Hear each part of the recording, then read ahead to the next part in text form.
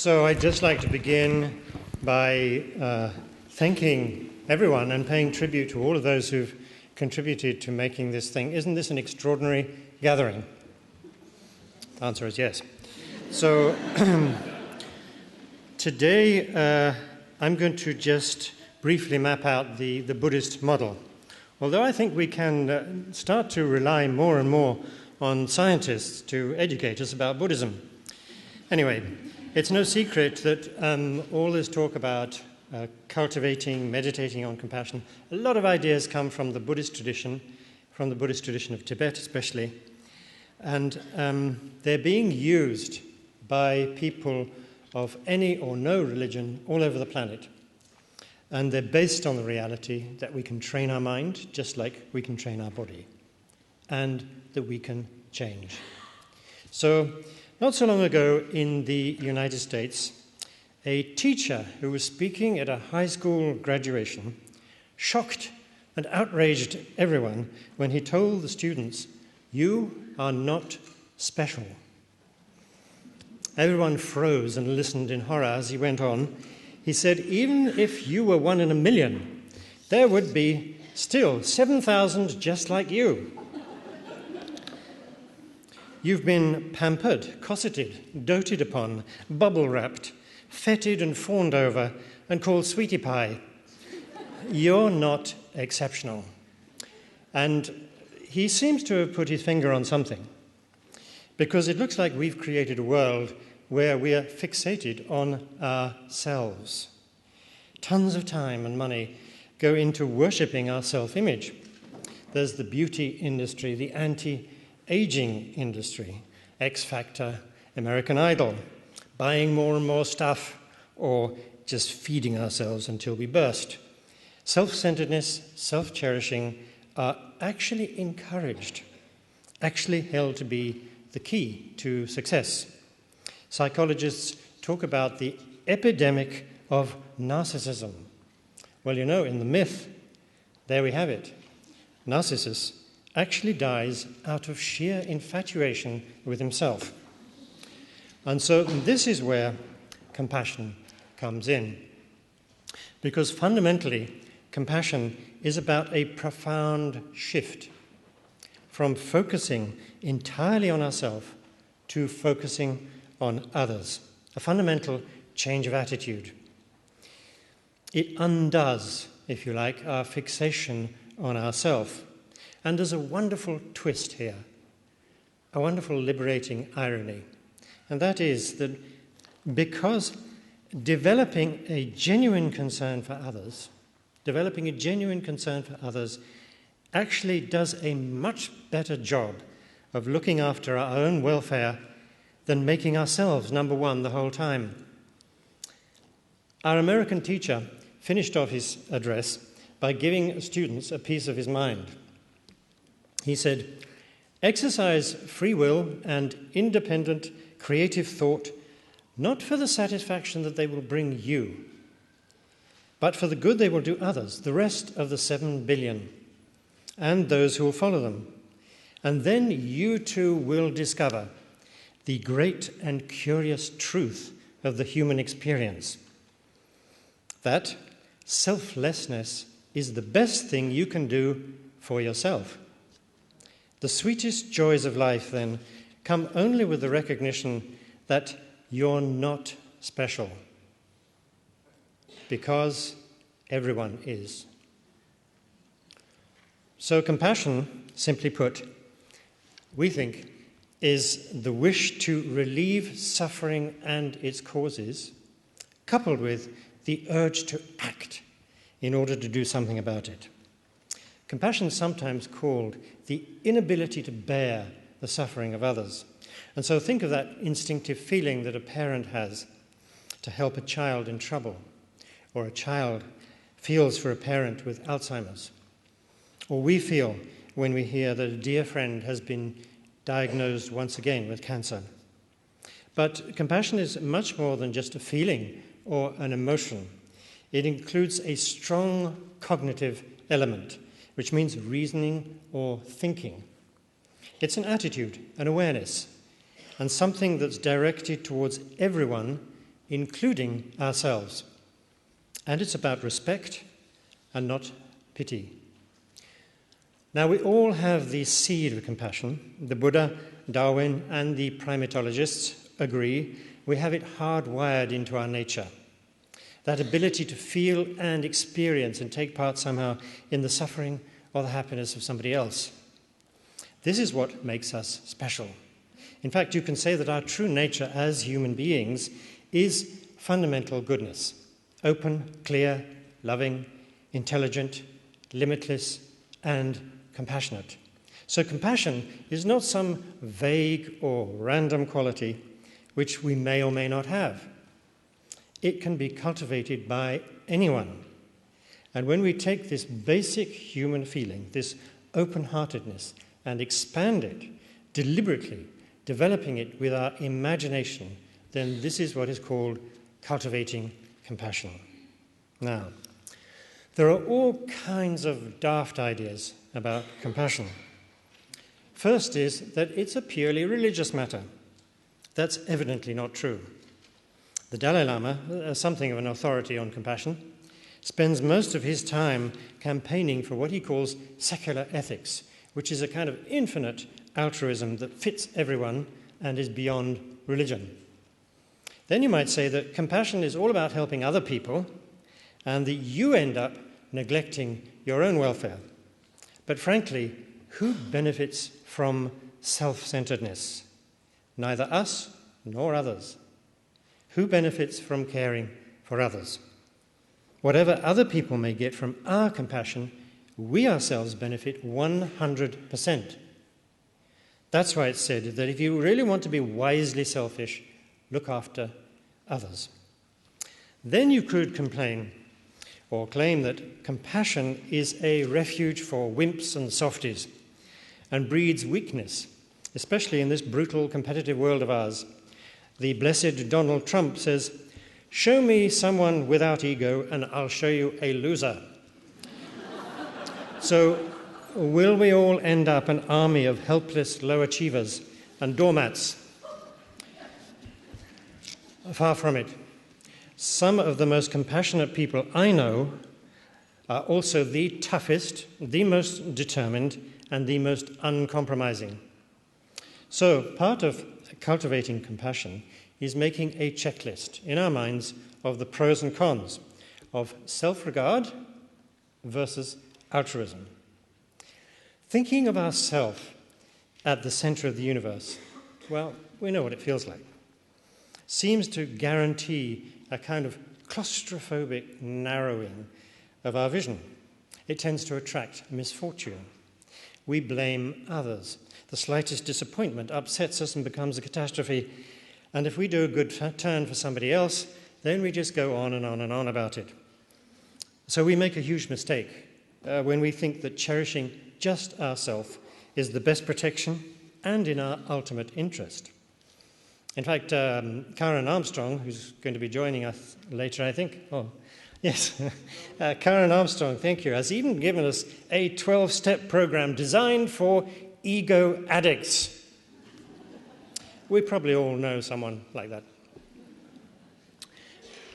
Actually, all of us in this room have a persuasive little voice in our heads with a running commentary looking after number one.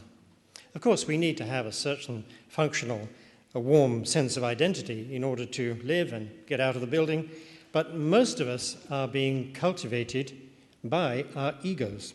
And of course, on a global scale, economic, environmental, this is just disastrous. Now, on the other hand, developing a genuine concern for others, as we can see from the science, from the medical research, brings us all kinds of benefits. It makes us kinder, healthier, less stress, and it stands to reason that by thinking of others, inevitably our minds expand, they become more spacious.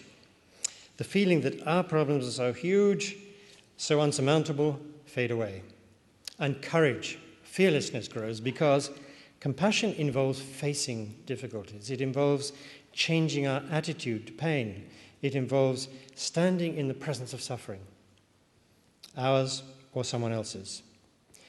The Dalai Lama says this: cultivating a close, warm-hearted feeling for others automatically puts the mind at ease. It helps remove whatever fear or insecurities we may have and gives us the strength to cope with any obstacles we encounter. It is the principal source of success in life. Compassion, it should be said, is something that always corresponds to reality. Martin Luther King said, "We are caught in an inescapable network of mutuality, tied in a single garment of destiny. Whatever affects one directly affects all indirectly. This is the interrelated structure of all reality." All of us are profoundly connected with one another.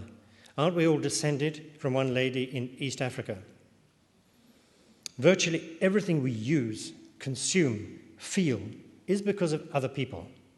Being born, growing up, getting old, we depend entirely on others. We are utterly interdependent, which means that our happiness, our suffering, are inextricably bound up with others' happiness and others' suffering. But the one crucial thing that we all have in common is that all of us are seeking happiness and fulfillment. All of us are trying to steer clear of suffering. Isn't this what everyone in this room wants? So, one key step in cultivating compassion is to turn over in our minds, again and again, this undeniable fact that all of us are the same, to dwell on it, to absorb it, even remember it when we see others in the street and we imagine that they are just like another me. All of us need one another. We all make mistakes. We all face challenges, suffering of one kind and another. One ancient philosopher said, "Be kind, for everyone you meet is fighting a great battle. The only difference between us and others is that they outnumber us 7 billion to 1. So, whose agenda is more important, ours or theirs?"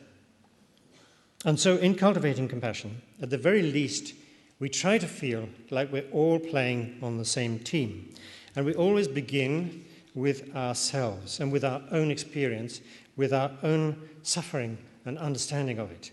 Because we know what it's like to feel frustration, isolation, anger, and grief. We know what it's like to be our own worst enemy. We also know what it's like to know what brings us happiness and contentment. So it's our own experience, our own wish to break free, that becomes the channel towards compassion for another. At the moment, our love, our compassion are quite limited. Often they'll be based on another person's attitude or behavior or relationship towards us. It's almost a kind of bargain or contract. True compassion is something that we generate for everyone, based on the mere fact of their being alive. So a mark of our progress in cultivating compassion is when we can step outside of our comfort zone and feel the same compassion for enemies and people we cannot stand as we do for our loved ones. And so the very first step, perhaps, in cultivating compassion is everything we've just said so far. When we recognize personally the importance, the value, maybe even the sheer desperate need for compassion, because only this will give us the commitment, the energy to bother about training in compassion. And then we need to take a sober glance at our own minds. Because to cultivate compassion, we need to have at least some ability to focus our attention on others, on acts of kindness, on compassion itself. Now, researchers at Harvard found that our minds tend to wander off from what we're supposed to be doing an amazing 47% of the time. And it makes us unhappy. It means, if you calculate allowing time for sleep, we clock up nearly 8 hours a day in the non-present. It's kind of like a full-time job. So, if there's anybody still there, this is why we need to bring the mind home with the practice of meditation. Sogyal Rinpoche has said to learn how to meditate is the greatest gift of kindness that we can give ourselves. We get to see how our minds work. And of course, this is not without a distinct element of comedy. Meditation means familiarizing ourselves, and we learn how to leave the mind alone, how to relax in the present moment, and gradually discover a state of non-distraction. We learn how to be non-judgmental and compassionate towards ourselves whenever our mind wanders off or slides into some insane or nasty homicidal thought state. The beauty is that we establish a different kind of relationship with our thoughts, one where we don't repress them, we don't become their slaves, and above all, we don't identify with them. And in the process of meditation, it can dawn on us naturally that we don't have to protect ourselves any longer. There's no reason to feel insecure or afraid, and there's nothing to stop us being compassionate. When we're in touch with who we are, we can be in touch with others. And so with this kind of focus or attention, then we can turn to developing our natural capacity for warm-heartedness. We can meditate on love, compassion, joyfulness, equanimity. Let's take the meditation on love, loving kindness, unconditional friendliness. And here we use mental images or phrases repeated in the mind to contact and enhance our capacity for love, which is the wish to bring happiness and its causes for ourselves, for others. We use phrases like, may you be safe, may you be happy, may you be healthy, may you live with ease. And this is actually a very powerful method, which proves particularly helpful when directed towards ourselves. May I be well, may I be happy. We imagine ourselves opening to receive love. In fact, self-compassion, kindness, understanding, acceptance aimed at ourselves seems immensely important for us today when we feel we don't deserve to be happy. We feel unworthy, lonely, insecure, or we have a talent for being extremely self-critical. Also, it stops us getting overwhelmed when we encounter other suffering, or just using compassion for others as a way to escape or ignore our own unhappiness. Finding love and compassion for others is that much easier when we found it for ourselves. And then when we come to cultivate compassion for others, we focus on a loved one. Someone like Olga's grandmother, someone for whom we feel dearness or gratitude, who's spontaneously associated in our heart with feelings of love, someone who's suffering. And then the natural feelings we're used to having, just for a few moments, we nurture for 20 minutes or half an hour. We arouse a strong feeling for them to be free from suffering, pain, anguish, anxiety. We start with those whom we love and expand that feeling and direct our compassion towards people who are progressively more distant or troublesome.